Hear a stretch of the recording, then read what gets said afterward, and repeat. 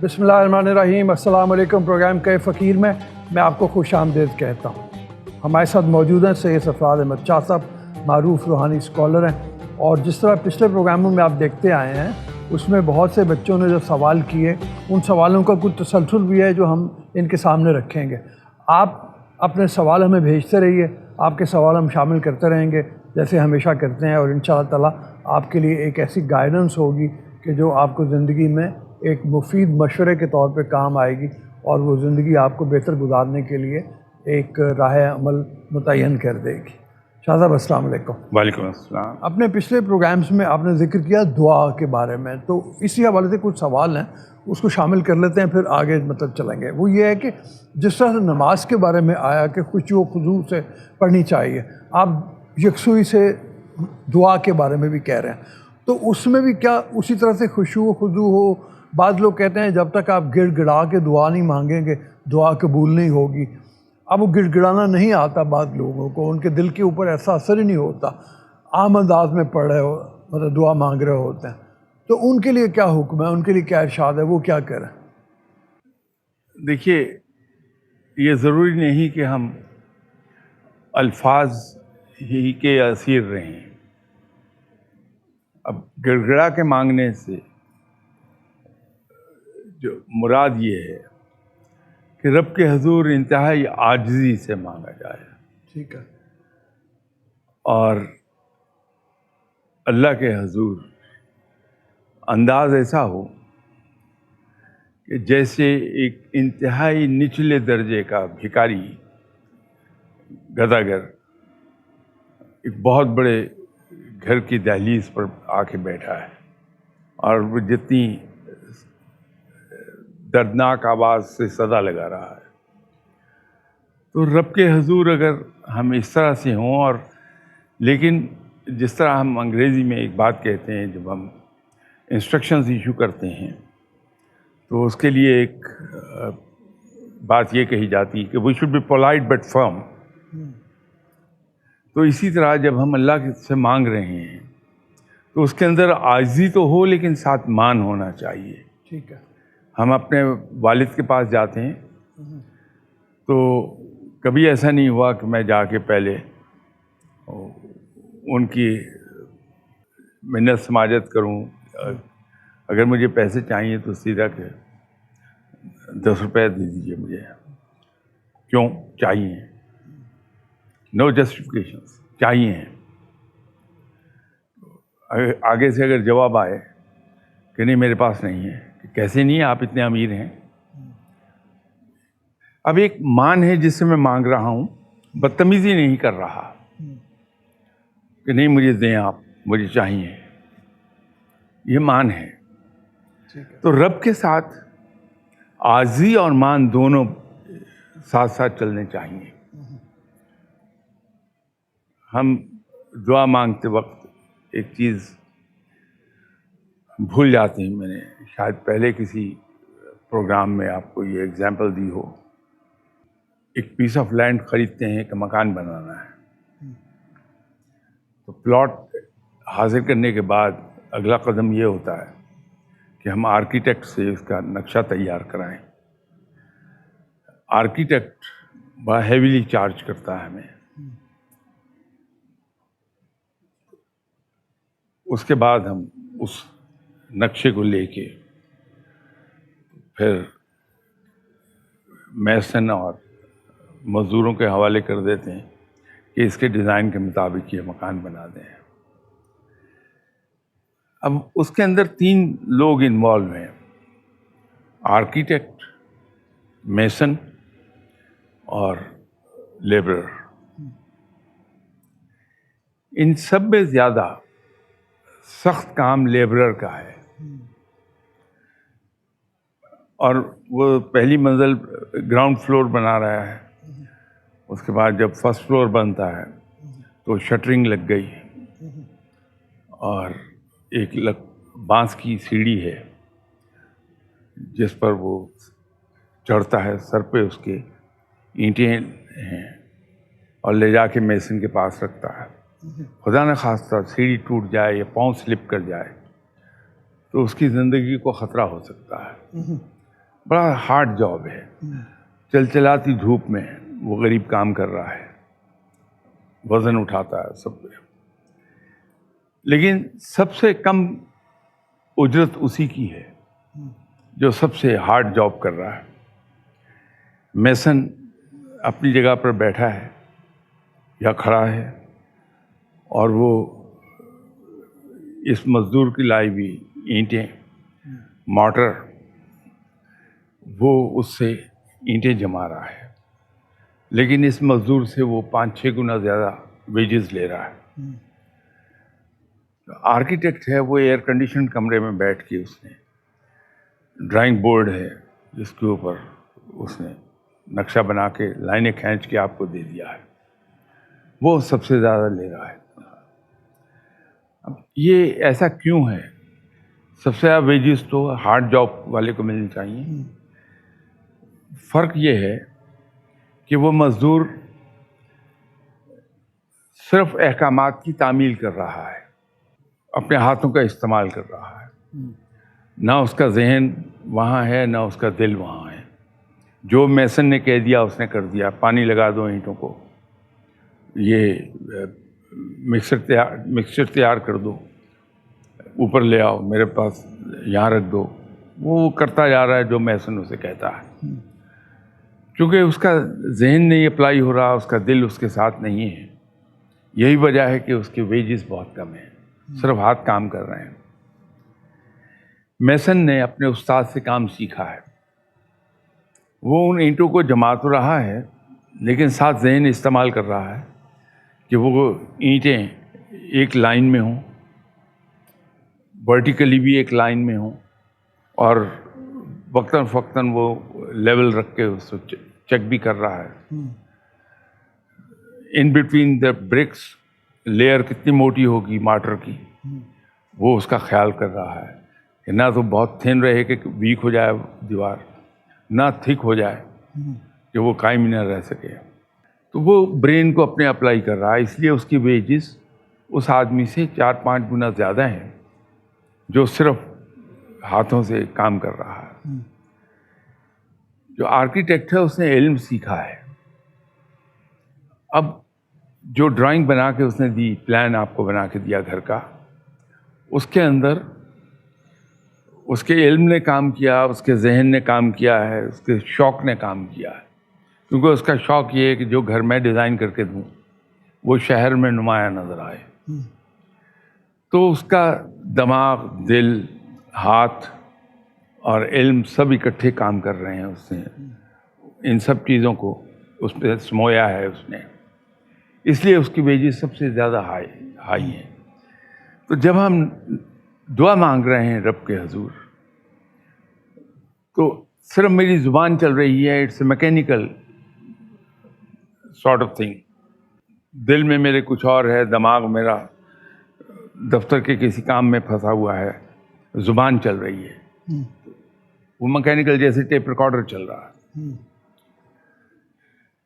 लेकिन अगर उसमें ज़ौक़ व शौक़ शामिल हो जाए, उसमें मेरा दिल शामिल हो गया, मैंने तवज्जो पूरी लगाई उसमें, तो दिमाग भी उधर हो गया, तो मुझे इनाम जो मिलेगा वो आर्किटेक्ट के लेवल पर जाके मिलेगा, सबसे ज़्यादा इनाम हासिल करूँगा। तो दुआ के अंदर यकसुई जो मैं कह रहा था उसकी बैकग्राउंड ये थी। शाह साहब, यहाँ हमें एक छोटी सी ब्रेक लेनी है, इजाज़त दीजिए ब्रेक के लिए, ब्रेक के बाद वापस आते हैं। तो मेरा आपसे सवाल ये है कि हम ये देखते हैं कि अमूमन बरे सगीर में जितने औलिया अल्लाह और जो भी तसव्वुफ़ का इल्म रखते हैं वो शायरी का सहारा लेते हैं अपनी तालीमात को लोगों में आम करने के लिए। जैसे हमारे पास सुल्तान बाहू और इस तरह के बुल्ले शाह जैसे लोग हैं। तो आप क्या समझते हैं कि तसव्वुफ़ के लिए शायरी ही को वो क्यों अडॉप्ट करते हैं? हम वली अल्लाह गिनते उसको हैं जिसके सामने जाएं और जाके कहें कि मेरे लिए दुआ कर दें, वो दुआ कबूल हो जाए। मेरा क्वेश्चन ये है कि अल्लाह ताला की इबादत करने का सबसे खूबसूरत तरीका क्या है? सबसे खूबसूरत इबादत उसकी बंदगी है, और बंदगी एक ही सूरत में होती है कि जब हम रब ताला के तमाम अहकामात کی تعمیل کرتے ہیں, کہ فرمائے ہوئے ایک ایک حکم کو مانتے ہیں, یہ بندگی بہترین عبادت ہے. جی آپ.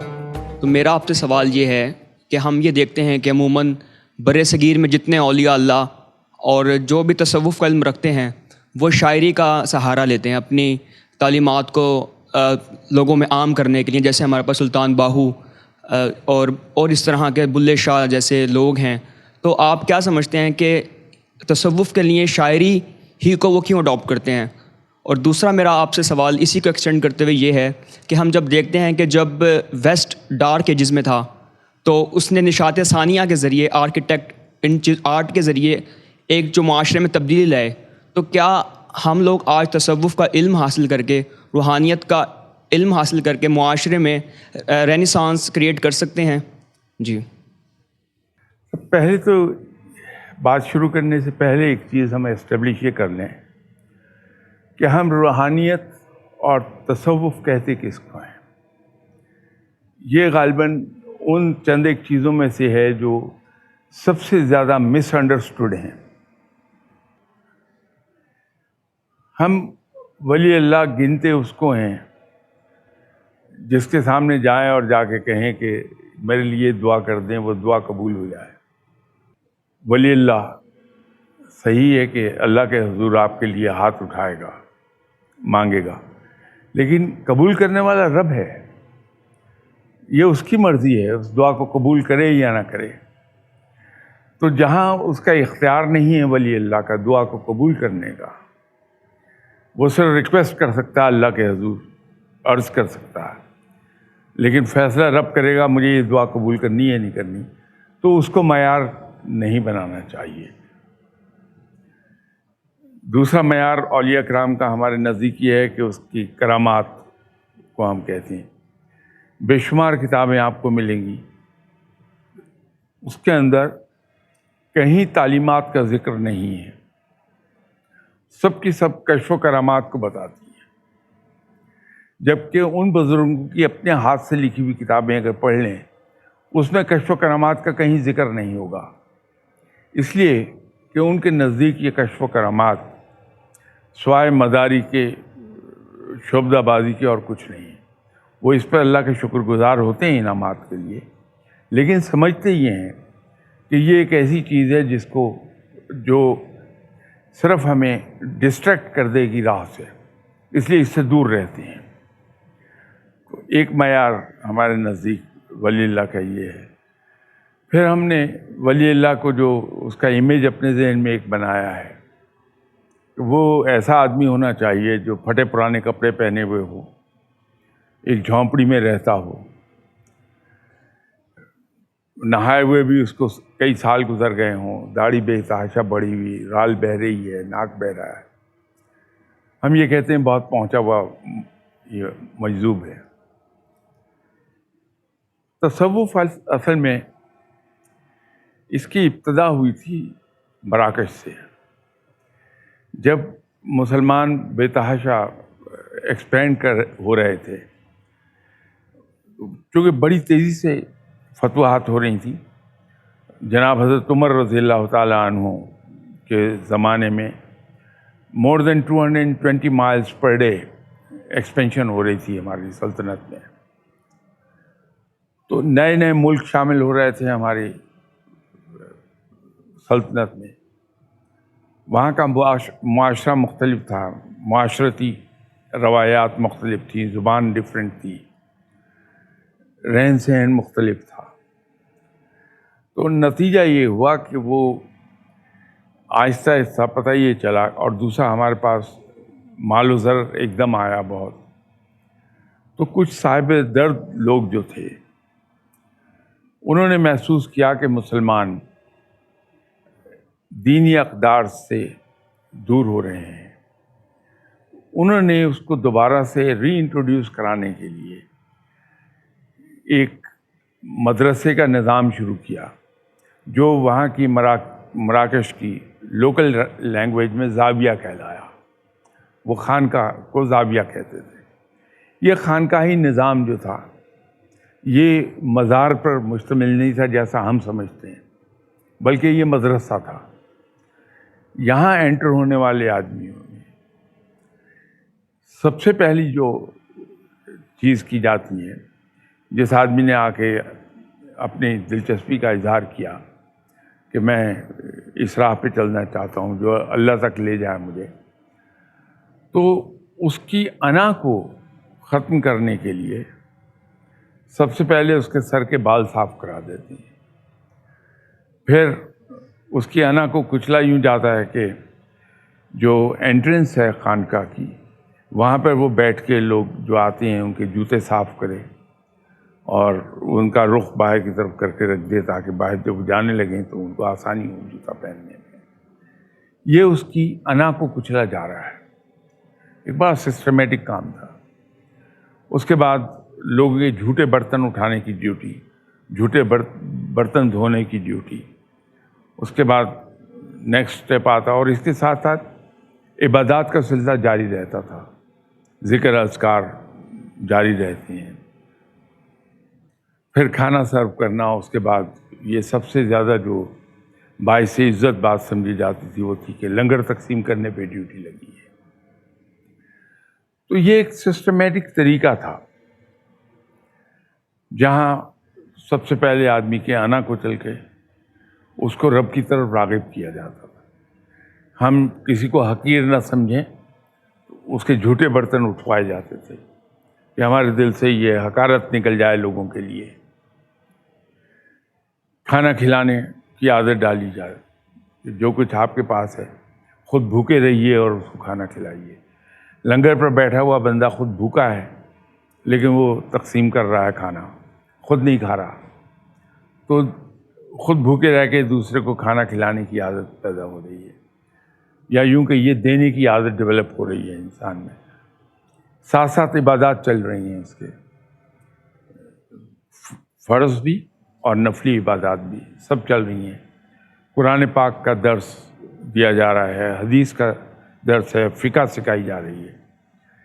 یہ سارا نظام تھا. اس کے بعد کہا جاتا تھا کہ اب جا کے تم لوگوں میں رہو اور لوگوں میں دین کی تبلیغ بھی کرو، لوگوں کو دین کی طرف بلاؤ بھی، اور تلقین یہ ہے کہ اپنے ہاتھ سے کما کے کھانا ہے تم نے. اسلام میں بہت زور ہے اس بات پر کہ آپ اپنے ہاتھوں کی کمائی کھائیے. تو یہ لوگ جب جا کے معاشرے میں رہتے تھے تو ان کے پاس ایک حربہ تھا کہ یہ اس تمام پروسیس سے گزرنے کے بعد بہت نیک پاک باز لوگ بن جاتے تھے. رب کے ساتھ ایک گہرا تعلق ہوتا تھا راتوں کو جاگ جاگ کے شب بیداری کے بعد. تو جو آدمی آیا اس نے آ کے کہا، کیونکہ یہ انڈین سب کانٹیننٹ میں سادھو کو بڑا انفلوئنس حاصل ہے. ہندو سادھو کے پاس جاتا ہے، اس سے ڈرتا بھی ہے، عزت بھی کرتا ہے، اس سے دعائیں کراتا ہے. تو اگر کوئی آ گیا دعا کرانے، انہوں نے دعا کی، اللہ نے قبول فرما لی کہ رب تعالیٰ کو یہ زیادہ عزیز ہے کہ اس کا دین پھیلے. تو لوگ جب ان کے قریب اپنی غرض سے آنے شروع ہوئے دعا کرانے کے لیے، تو ان کے ذاتی کردار سے جس میں اچھائی ہی اچھائی ہے اس سے متاثر ہو کے اسلام قبول کر لیتے تھے.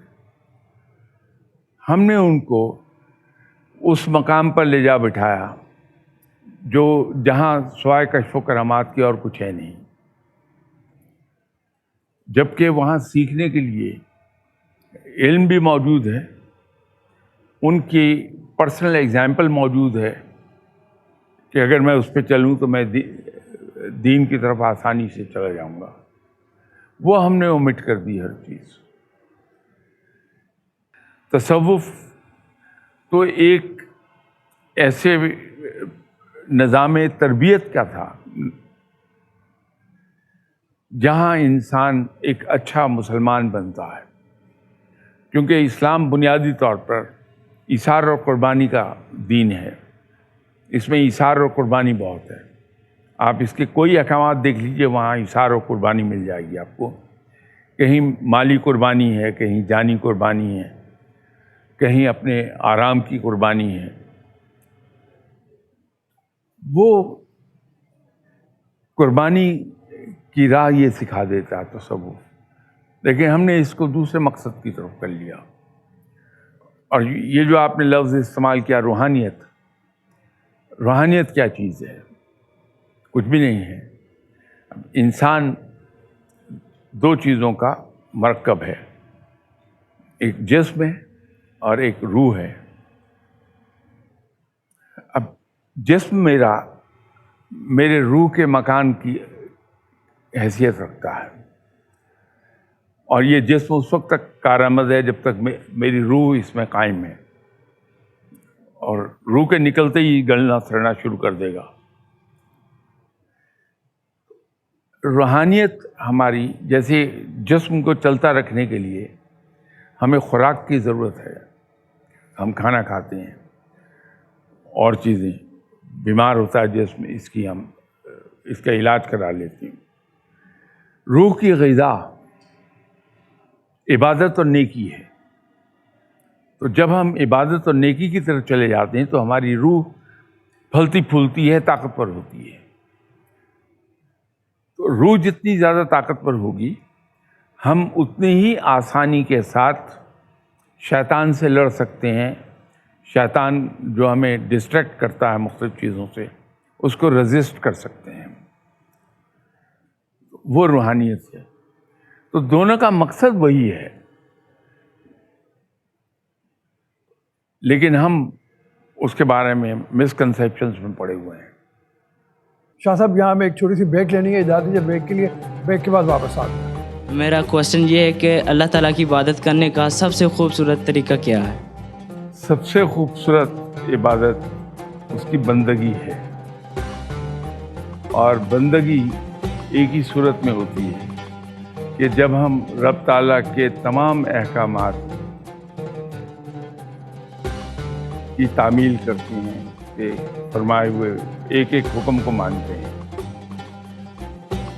یہ بندگی بہترین عبادت ہے۔ سر میرا سوال یہ کہ علم غیب اللہ کے سوا کوئی جانتا ہے؟ نہیں، بالکل نہیں جانتا۔ عالم الغیب صرف رب تعالیٰ ہے، وہ اگر کسی کو عطا فرما دے تو اتنا ہی جانے گا جتنا رب عطا فرما۔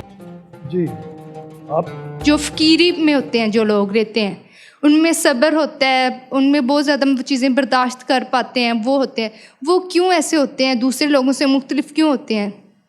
دیکھیے، فقیر کے اندر کوئی ایکسٹرا آرڈنری صلاحیتیں نہیں ہوتی ہیں، ان کے جسم کی قوت برداشت کوئی ایکسٹرا آرڈنری نہیں ہوتی ہے۔ رب تعالیٰ نے ہمارے جسم میں بھی انتہا درجے کی ایڈیپٹیبلٹی رکھی ہے کہ ہمارا جسم ایڈیپٹ کر لیتا ہے ہر طرح کی چیزوں کو، اس کے مطابق ڈھل جاتا ہے۔ اسی طرح رب تعالیٰ نے ہمارے ذہن میں بے پناہ قوت رکھی ہوئی ہے، ہم اسے استعمال نہیں کر پاتے۔ جو لوگ ریگولرلی 5 وقت کی نماز پڑھتے ہیں پابندی کے ساتھ، آپ دیکھیے وہ بڑے معاملہ شناس ہوتے ہیں، ان کا ذہن بڑی تیزی سے معاملے کی گہرائی تک جا پہنچتا ہے۔ یہ ان میں ایک چیز ڈیولپ ہوتی ہے ان کے ذہن میں۔ اب اتنا ٹائم نہیں کہ میں آپ کو یہ سمجھا دوں کہ یہ وظائف انسان کے جسم پر اور ذہن پر کیسے اثر انداز ہوتے ہیں۔ تو اگلے کسی پروگرام کے لیے میں ریکویسٹ کر سکتا ہوں مینجمنٹ سے کہ وہ آپ کو یہاں آ لینے دیں، تو میں یہ پوری وضاحت سے آپ کو بتا دوں گا، اس میں شاید پورا ایک پروگرام لگ جائے گا۔ لیکن یہ بائی پریکٹس یہ چیزوں کو، چونکہ کم کھاتے ہیں، کم سوتے ہیں، کم گفتگو کرتے ہیں، تو اس سے ان کا جسم عادی ہوتا جاتا ہے مشقت کا۔ اور صبر ایسی چیز ہے کہ اگر آج سے آپ شروع کر دیں کہ ہر چیز پر صبر کر لیں، آپ کو حیرت ہوگی 6 مہینے کے بعد کوئی چیز آپ کو بادر نہیں کر پائے گی، آپ کے اندر وہ صبر اس ڈگری کا پیدا ہو جائے گا۔ یہ انسان اپنے اوپر ایک محنت کرتا ہے، اپنی ٹریننگ کرتا ہے، خود ڈسپلن لاگو کر دیتا ہے اپنے اوپر۔ روزہ کیا ہے؟ ہم روزہ رکھتے ہیں، وہ لوگ جو بھوک پیاس بالکل برداشت نہیں کر سکتے، وہ بھی بڑا کمفرٹیبلی سحری سے افطار کے وقت تک بڑے آرام سے نہ صرف روزہ رکھتے ہیں بلکہ معمولات زندگی بھی پوری کرتے ہیں۔ اور آپ نے دیکھا ہوگا تیسرے عشرے تک جاتے جاتے پتہ ہی نہیں چلتا کہ میں نے روزہ رکھا ہوا ہے، اس لیے کہ وہ جسم عادی ہو جاتا ہے۔ ایک بڑے بزرگ گزرے ہیں جناب حضرت نظام الدین اولیاء، جو دہلی میں دفن ہیں۔ آپ روزانہ روزہ رکھتے تھے تو محسوس یہ کیا کہ ان کا جسم عادی ہو گیا، جسم کو کوئی تکلیف نہیں ہوتی، تو انہوں نے آلٹرنیٹ ڈیز پر روزہ رکھنا شروع کیا کہ جسم کھانے کا عادی رہے، اور میں جب روزہ رکھوں تو مجھے محسوس ہو کہ میں نے روزہ رکھا ہے۔ ہمارا جسم عادی ہو جاتا ہے۔ صبر کا اسی طرح پھر آپ کو جو اسلام میں ایک بڑی بنیادی چیز ہے وہ ہے دوسرے کو دینے کی عادت۔ وہ آپ ڈیولپ کرنا چاہیں، خود اپنی تربیت کر لیجیے، ہو جائے گی ڈیولپ۔ تو یہ فقیر لوگ کوئی آسمان سے اتری ہوئی مخلوق نہیں ہوتے، یہ عام لوگ ہی ہیں، لیکن فرق یہ ہے کہ انہوں نے اپنی تربیت کر کے اپنے آپ کو ایسا بنا لیا ہے کہ وہ اللہ کے احکامات پر بڑا کمفرٹیبلی عمل کر لیتے ہیں۔ آپ نے میرا کوشچن یہ ہے کہ اللہ تعالیٰ کی عبادت کرنے کا سب سے خوبصورت طریقہ کیا ہے؟ سب سے خوبصورت عبادت اس کی بندگی ہے، اور بندگی ایک ہی صورت میں ہوتی ہے کہ جب ہم رب تعالیٰ کے تمام احکامات کی تعمیل کرتے ہیں، اس کے فرمائے ہوئے ایک ایک حکم کو مانتے ہیں۔ یہ بندگی بہترین عبادت ہے۔ السلام علیکم، میرا نام ارباب علی ہے۔ سر میرا سوال یہ کہ علم غیب اللہ کے سوا کوئی جانتا ہے؟ نہیں، بالکل نہیں جانتا۔ عالم الغیب صرف رب تعالیٰ ہے، تو وہ اگر کسی کو عطا فرما دے تو اتنا ہی جانے گا جتنا رب عطا فرمائے۔ جیسے آپ صلی اللہ علیہ وسلم کو بہت سی چیزوں کا علم عطا فرما دیا، تو یہ رب تعالیٰ عالم الغیب صرف اور صرف رب ہے۔ ہاں، جس کو وہ جتنا دینا چاہے وہ اتنا ہی جانے گا، اس سے زیادہ نہیں جان سکتا ہوں۔ ایک سوال ہے یہ کینیڈا سے عاشق حسین صاحب، ان کا سوال ہے، وہ یہ ہے کہ ہم جس دنیا میں رہتے ہیں یہ بہت ترقی یافتہ ہے، اور جس ملک سے ہمارا تعلق ہے وہ بہت پیچھے رہ گیا۔ کیا وجہ ہے کہ اللہ کی عنایت ان لوگوں پہ زیادہ ہو گئی ہے اور ہماری طرف نہیں ہے، پاکستان جیسے ملک میں؟ اس کی وجہ کیا ہے؟ پہلی بات تو یہ ہے کہ رب تعالیٰ بڑا مہربان ہے، وہ کسی کی ذرا سی نیکی بھی اس کا اجر اپنے ذمہ نہیں رکھتا۔ تو وہ لوگ جو اسلام پہ یقین نہیں رکھتے، ویسے صاحب کتاب ہیں، اہل الکتاب ہیں، ان کو ان کی نیکیوں کا تمام تر کلیتاً اجر اسی دنیا میں دے دیا جائے گا، آخرت میں ان کے لیے کوئی اجر نہیں ہوگا۔ مسلمانوں کو 10 حصے یہاں اور 70 حصے آخرت میں علم دے دیا جائے گا۔ تو جو اچھے اور بھلے کام وہ کرتے ہیں، اور یقیناً کرتے ہیں، بہت سی اچھائیاں ہیں ان میں، اس کا اجر رب تعالیٰ یہیں سب کا سب دے دیتا ہے۔ اس لیے یوں لگتا ہے کہ جیسے اس پر ان لوگوں پر رب کی رحمتیں زیادہ ہیں، ہم پر کم ہیں۔ ایک بات تو یہ ہے۔ دوسری بات یہ ہے کہ ہم جب کسی اپنے عزیز انسان کو کچھ تحفہ دیتے ہیں، کوئی چیز دیتے ہیں، تو اپنی طرف سے اپنے وسائل کے اندر رہتے ہوئے بہترین عطا کرتے ہیں۔ رب تعالیٰ مسلمانوں کو جو کچھ عطا کرتا ہے وہ کلیتاً روحانی ہے، دنیاوی چیزیں عطا نہیں ہوتی کہ دنیا کو رب نے حقیر جانا ہے۔ ایک بار آپ صلی اللہ علیہ وسلم مدینہ سے باہر سے تشریف لا رہے تھے، صحابہ تھے ساتھ، تو مدینہ میں انٹر ہونے سے پہلے قبرستان آتا تھا، اس قبرستان کے باہر ایک بکری مری ہوئی پڑی تھی جس کا گوشت گل سڑ گیا تھا اور اس میں کیڑے چل رہے تھے. تو آپ صلی اللہ علیہ وسلم اس بکری کے پاس کھڑے ہو کے صحابہ سے فرمایا کہ تم میں سے کون ہے جو اسے خریدے گا؟ تو صحابہ نے عرض کی کہ یا رسول اللہ صلی اللہ علیہ وسلم یہ تو مردہ بکری ہے اور وہ بھی گلی سڑی، تو اس کو کون لے؟ تو فرمایا کہ پھر یہ سمجھ لو کہ رب کے نزدیک دنیا یا دنیاوی مال و زر، دنیاوی متاع کی حیثیت اس مری ہوئی گلی سڑی بکری کے ایک بال کے برابر بھی نہیں ہے. تو رب ان چیزوں کو جن کو ہم یہ سمجھ رہے ہیں کہ اس کی خاص رحمتیں ہیں، اتنا حقیر جانتا ہے. تو اس سے don't be taken away with this کہ ان کو یہ دنیاوی چیزیں بہت مل رہی ہیں، آخرت میں ان کے لیے کچھ نہیں ہے رب کے پاس. ہمارے پروگرام کا وقت ختم ہو رہا ہے. شاہ صاحب نے جیسے آخر میں ارشاد فرمایا کہ یہ دنیا کی حیثیت بالکل ایک گلی سڑی بکری کی طرح کی ہے، اس کی حیثیت کچھ بھی نہیں ہے. اور یہ جو سوال جو میں نے سامنے رکھا اس کا جواب بھی یہی ہے کہ آخرت میں ان لوگوں کے لیے جو یہاں پہ بہت مراد یافتہ ہیں، باہر کی دنیا کے لوگ جو ایمان نہیں رکھتے، ان کے لیے کچھ بھی نہیں ہے.